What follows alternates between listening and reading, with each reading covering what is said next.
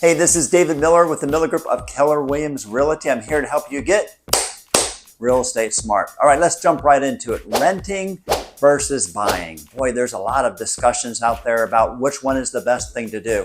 I want to really focus on which one of those is going to allow you to build wealth for yourself and your family in the future. Now let's talk about renting. There are some distinct benefits of renting. Number one, you don't have to put a huge down payment down to rent. You typically put about 2 months worth of deposit down that allows you to get into a rental property. Number two, when you have something that breaks, you don't have to fix it. You just call your landlord and they can fix it for you.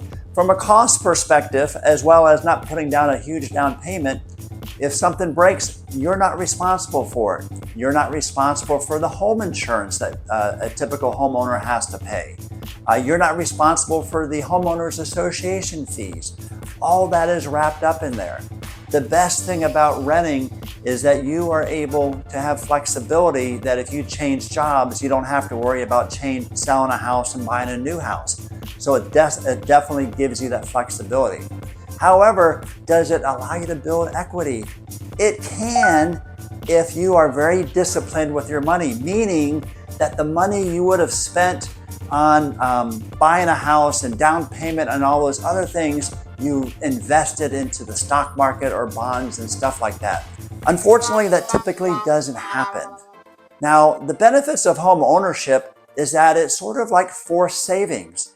If you think about your mortgage, it's a 30-year mortgage, and that is based off of an interest rate. Now, interest rates are high.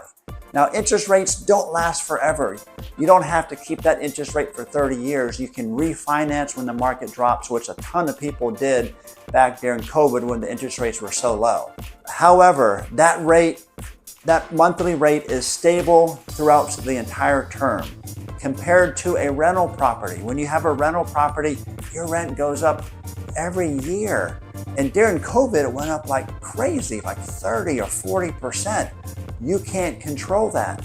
So when you get something now, I guarantee in 10 years, you're looking at what you're paying in a mortgage. And when you first bought the house, you're like, wow, that's a lot of money. But because of inflation, it's not gonna seem like a lot and it's gonna help you. So as I mentioned, home ownership really gives you forced savings because you're paying, every mortgage payment you make is going towards your equity.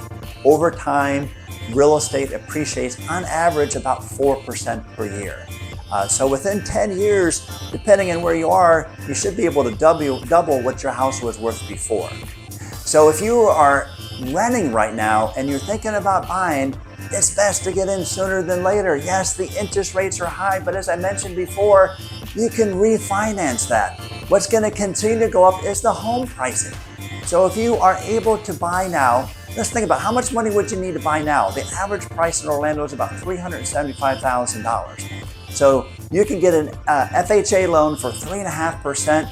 And if you factor in for inspections and stuff, you probably need around $15,000 to buy a house right now. That is going to allow you to start building equity, and that's what you're wanting to do. And I hope that you are now real estate smart.